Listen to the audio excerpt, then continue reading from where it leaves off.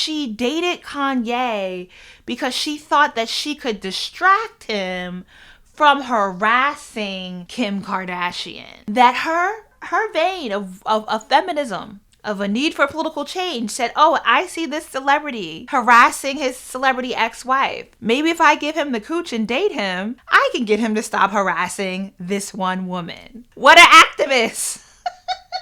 Julia, the ally. Buy her book.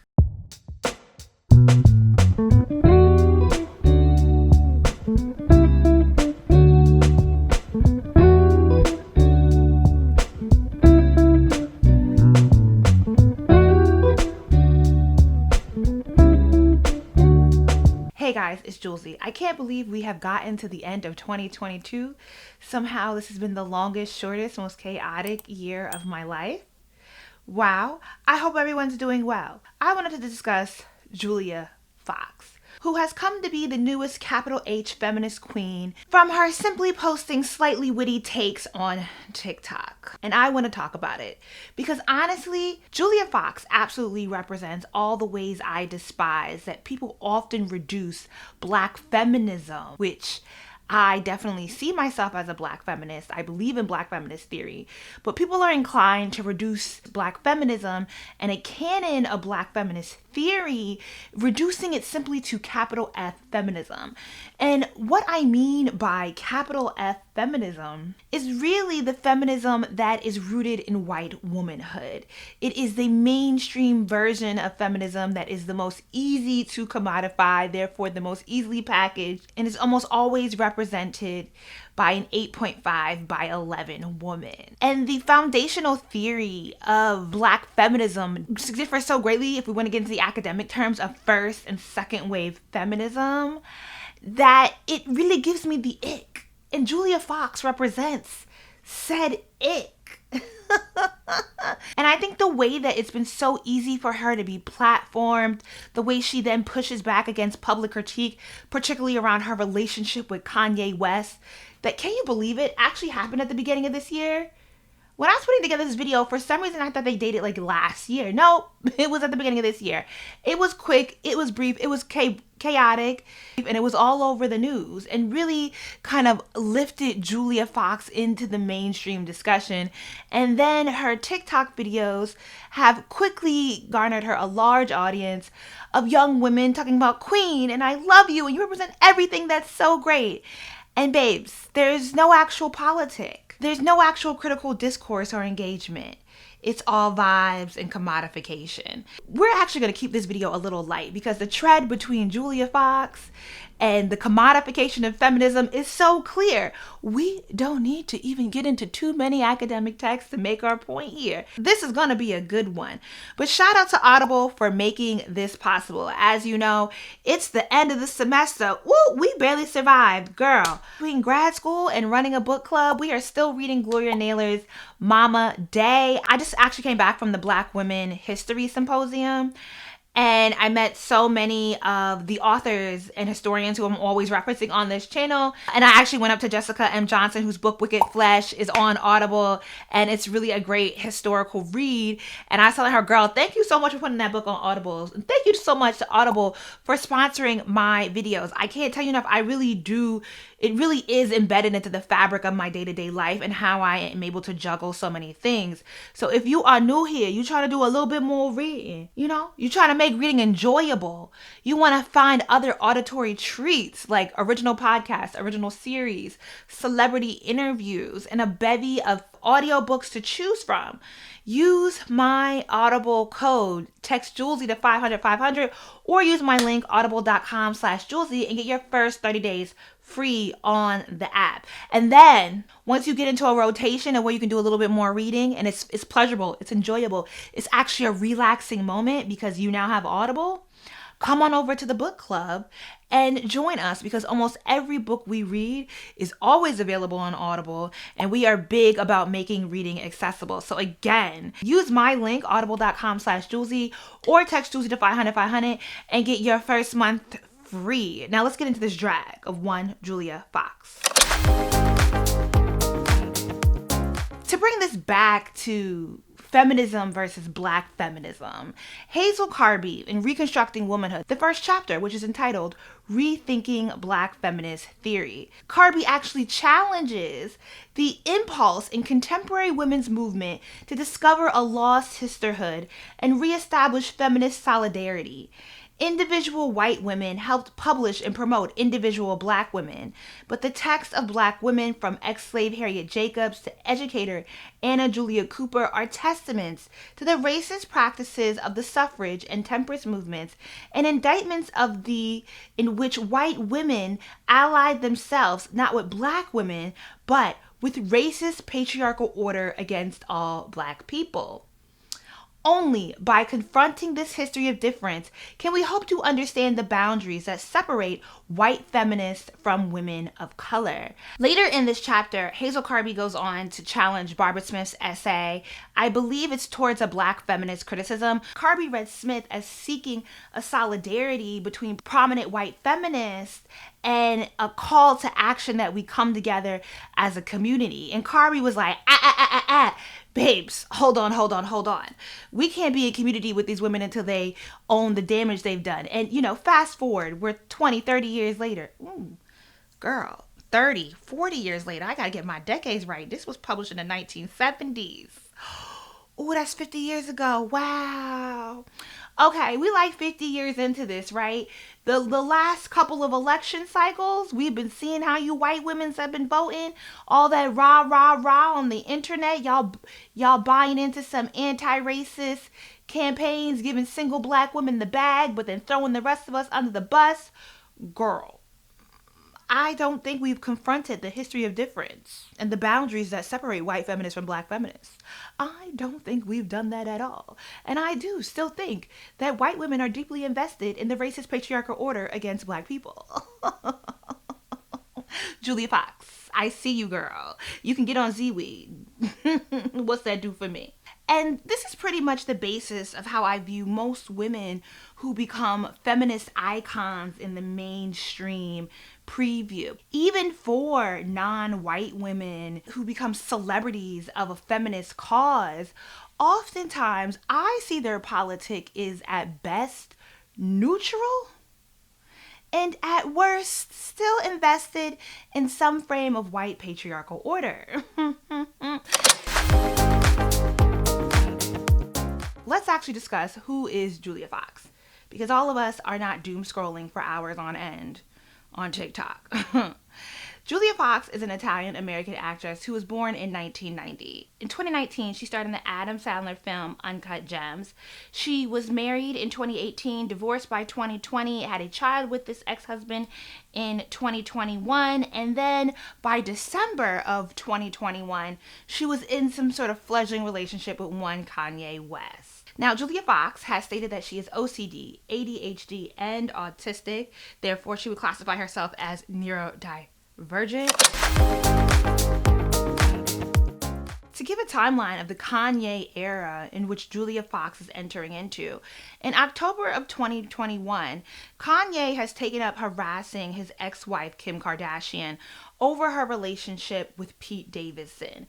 And if we recall, this gets quite nasty, personal, violent, very quickly on the part of Kanye.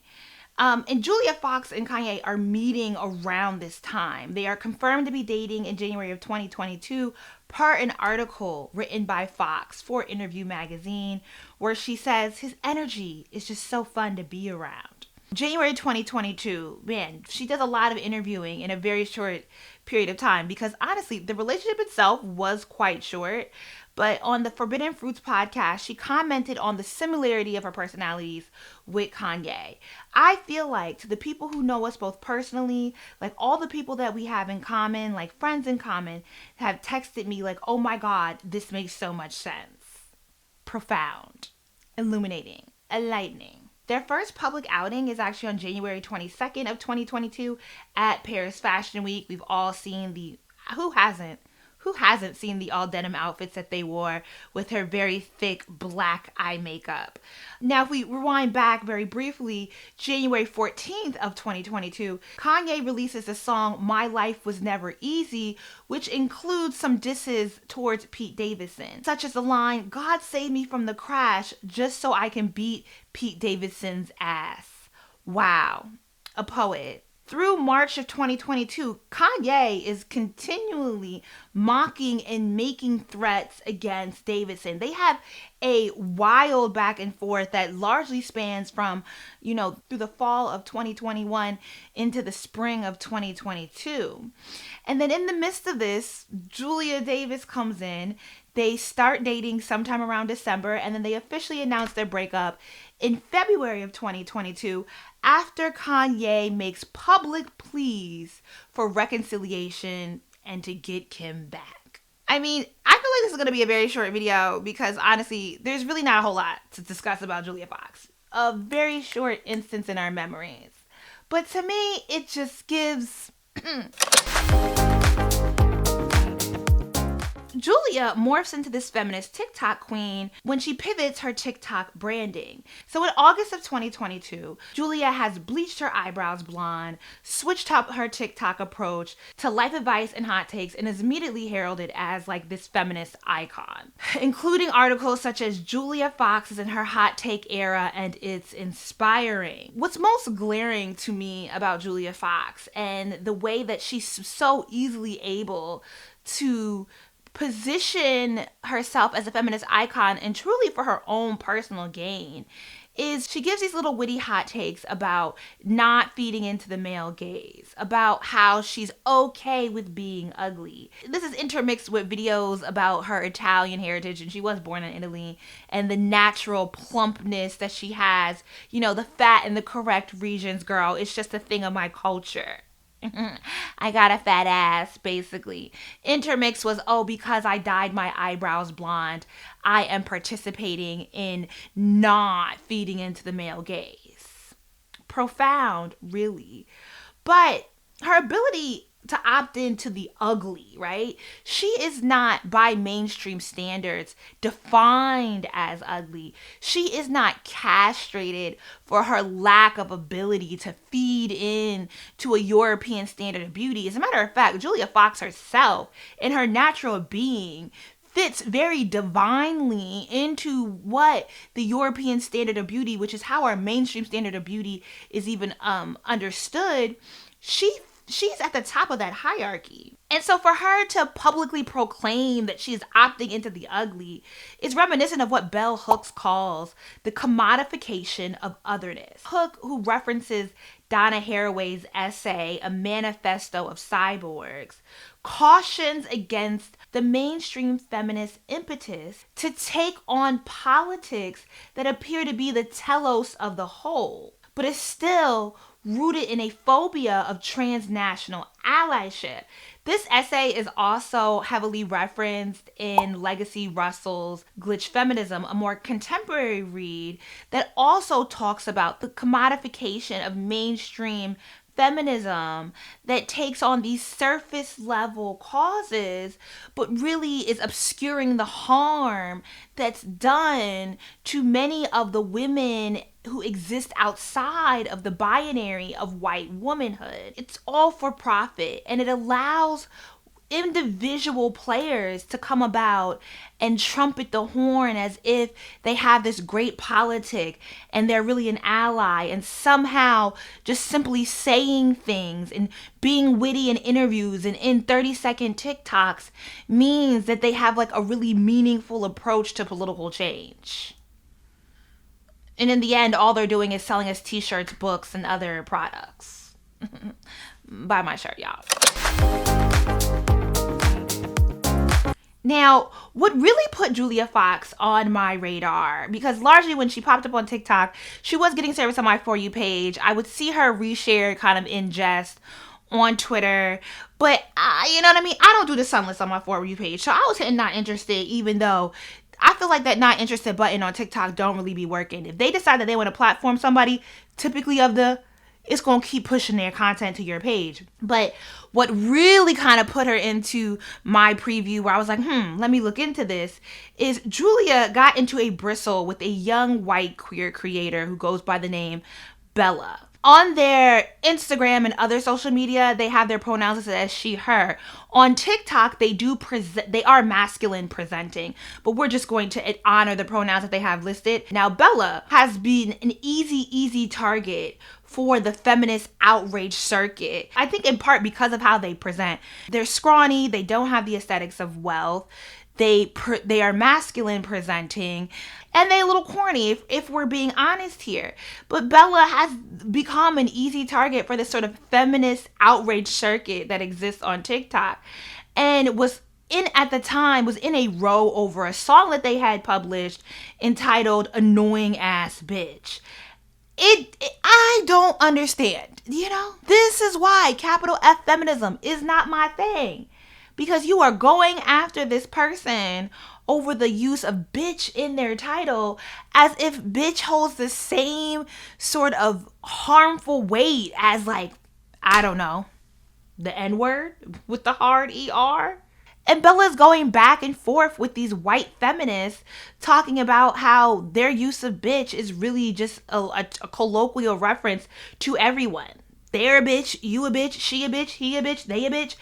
Everybody it's not a gendered term or reference in their song. But in a TikTok where Bella is defending her song because bitch applies to all peoples of all genders as they position it, Julia comments, babe, you should just get out of the house more. And I will say Julia's videos at this point in time were not ending up on my For You page. What did end up on my For You page is Bella's video response, in which she refers to Julia's sex as a pork chop, while kicking off a video by admonishing Julia for dating Kanye. And how dare you jump in to this critique of me when you have never answered for dating a full-on bigot who was harassing his ex-wife and being violent to her current lover. And you were in the background just getting a photo op in a bag while getting your pork chop poked by him. Essentially was the reference. You were proudly banging Kanye West, a once very vocal Donald Trump supporter, while he was simultaneously running an extremely aggressive harassment campaign against his ex-wife. He was likely hate tweeting her while in bed with you. You sold out every single last one of your feminist morals when you decided to play dress up with Kim Kardashian's sloppy seconds. Yet you want to come into my comment section not even a year later to play the misogyny-slaying messiah because I playfully used the word bitch in a song? So you mean to tell me you were willing to lay down and get your pork chop penetrated by a 45-year-old man who once actually called a woman a bitch as an insult, took credit for her fame, framed her as a liar, and proceeded to order a custom naked sculpture of her? Yet when I say the word in a joking manner, that's where you draw a line in the sand of detestability. You're a fucking joke and you stand for nothing. Not to mention the absolutely repulsive things he said about Amber Rose. You are not just a clown, Julia Fox. You are an entire carnival. And your only remotely notable ride is the one you took on Yeezy's drop tower to increasingly irrelevant stardom. By the way, I'll have you know I get out of the house plenty. Unlike some people, I have to actually work for a living. And baby, the backlash. I will say, quite a few black creators, I giggled. I might have cackled. I might have had a little key. And I scrolled right on past it because I was like, you know what? This is white people drama. This ain't for me. This ain't my business. I said a he, a ha, ha, ha, and flipped it on. But almost immediately, and it's not even that I'm saying like only white women on TikTok, because I saw plenty of like women of color, right, who were invested in defending Julia, and who quickly, TikTok is great for outrage. It moves so quick and so fast and so vast. But on one frame, it was, you're being misogynistic. The misogyny of calling her a pork chop is out of this world. And then that women should not have to answer for the bad behavior of men. Reducing someone's sex to an animal product is actually offensive. I don't have to answer for cackling, but maybe we can offer this criticism wholeheartedly to Bella. That is peddling in misogyny. But this idea that Julia cannot be challenged for claiming to have a feminist politic so quickly after dating someone who was engaging in such violent behavior before they partnered with them, while they partnered with them, and then have nothing to say about that relationship other than using it for the benefits of heightening your own visibility, as if we cannot question or have any critical discourse about Julia's actions because, don't challenge her for the men she dates. Don't challenge any woman for the man she dates. Oh man, that's just such capital F feminism, where you see white women in particular platform themselves and brand themselves as holding some sort of feminist, anti-misogyny, anti-sexism, even anti-racist politic, and then they go on and date January 6th type boys, okay? Did you know where your boyfriend was at on January 6th? You dating men who are full-on neo-Nazis, and then somehow nobody should question your politic because who you date has nothing to do with your politic. There is a vein of Black feminist theory that I do agree with, that everything we do is political. And that relationships, most of all, who we choose to partner with in private, spend our intimate lives with, especially because of how heteronormative American society and American politics are, it's most definitely political, babes. And honestly, I think the only real reason why we get a good pushback on argument about don't blame women for the bad behavior of men just because that's our boyfriends or husbands is what they're really saying is don't blame me for the bad behavior, even though I stood by his side and I'm a ride for him, because don't hurt my income. Don't hurt my ability to profit from espousing this politic, even though in my real life, I have no investment in maintaining that politic.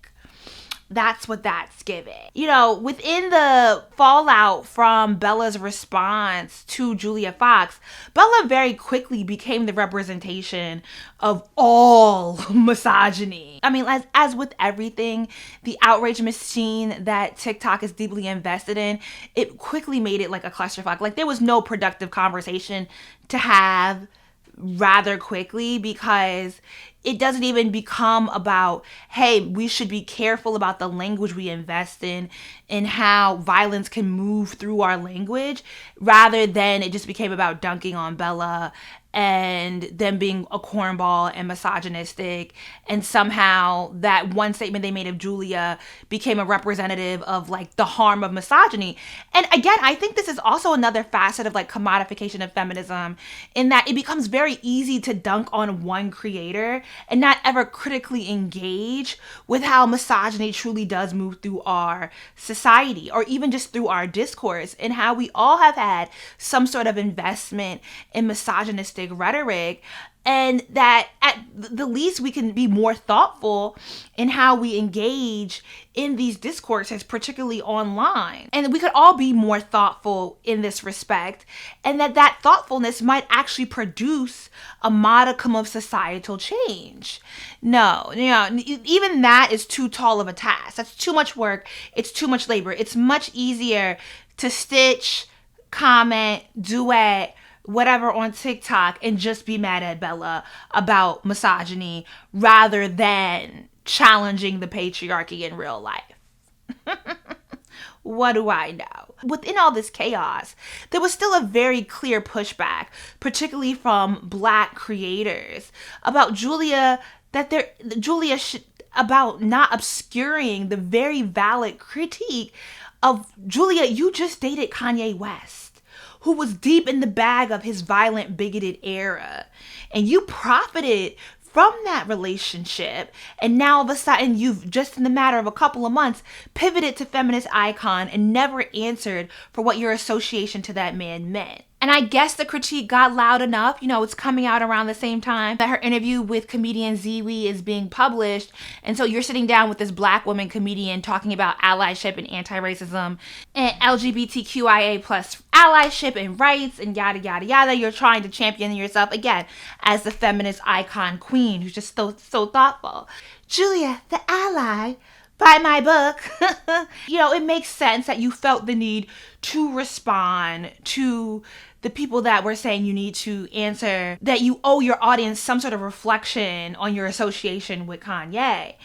And in her response, she essentially said that she was going to put a number in her book.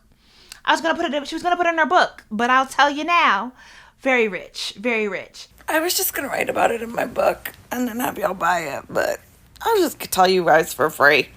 The man was being normal around me.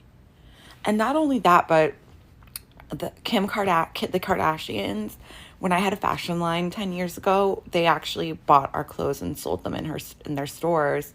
And so I've always had a love for Kim, especially, and even Kourtney, especially, all of them pretty much. But no, the big three, Khloe, Kim, Kourtney, those are my girls.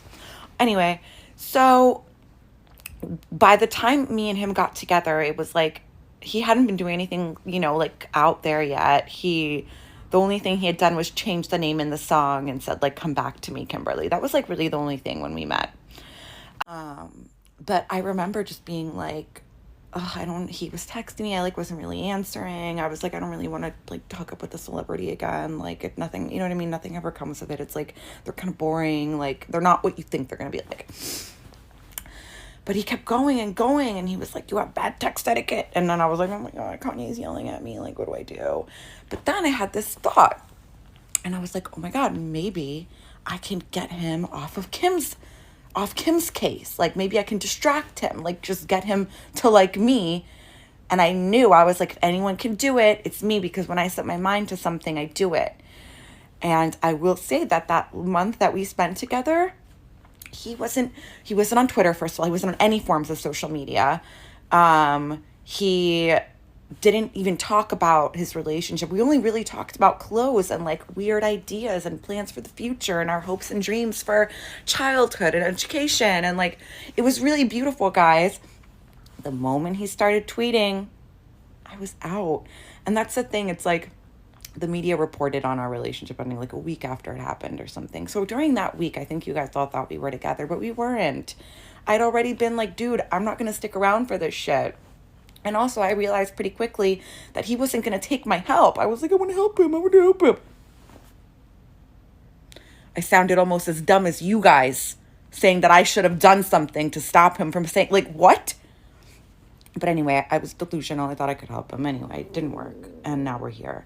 But that being said, really deeply respect the man as an artist. I don't want to shit on that. I don't want to reduce his whole career to his really bad moments, The funniest thing about this whole thing is that if women really didn't date men that upheld patriarchal values or didn't date men that were misogynistic or had problematic views or did problematic things in the past or had said problematic things in the past, there would be no men left to date. I don't know what was giving more white woman feminists. Was it that the admission that she was originally going to put her reflections on her relationship with Ye and dating Ye in her book, meaning you should buy it in order to get the tea? Okay, commodification, profitability. Stick to it, sis. Or that she dated Kanye because she thought that she could distract him from harassing Kim Kardashian.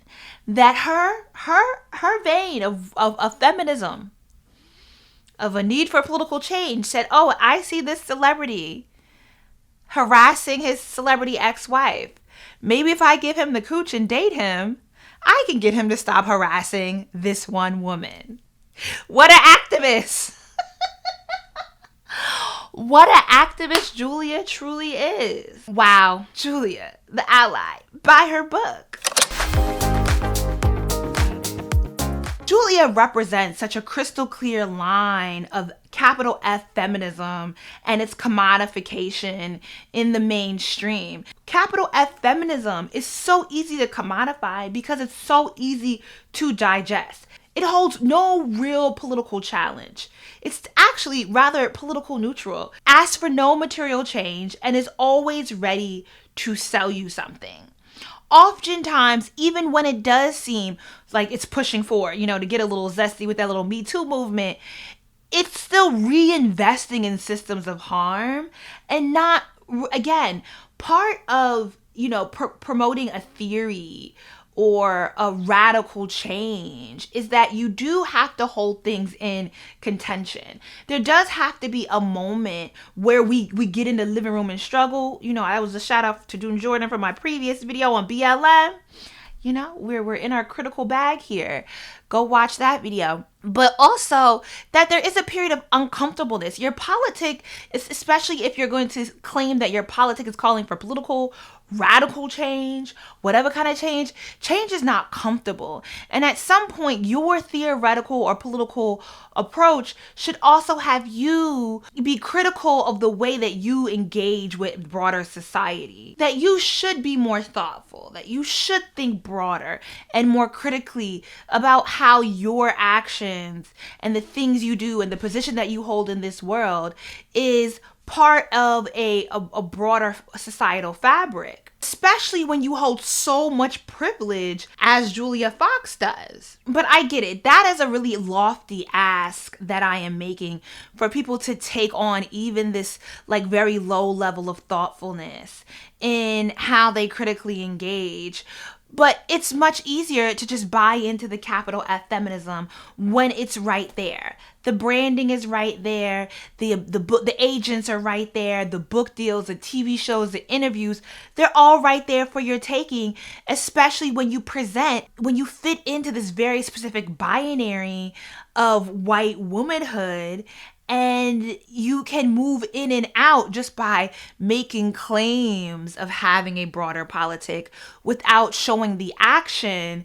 You can then be heralded as a feminist queen. In the process of capital F feminism always being ready to sell you on something, the process of that sale often obscures the harm it reinvests in by not challenging systems of oppression, by not calling out for any material change, and by holding on to an apolitical stance and recentering those who make white women comfortable. I don't think that there is really any feminist politic between, the two earlobes of Julia Fox. I think there is a comfort that she provides with people who want to feel as if they've done the thinking, but they just want to keep scrolling on TikTok. It's really a shame because as much as I can make light of this, as much as I can make jokes about this, the active silencing and erasure of minority groups is hidden under the sale of quirky t-shirts and mugs. That's all I got for now. Thank you to Audible for sponsoring this video. I hope it was enjoyable. Please comment along. And I can't wait to read your comments on the other side. If you made it all the way to the end, please go back and watch some of my other videos, babes. We're giving real deep critical thought all throughout here. And I would love for you to go back and watch the playback and subscribe.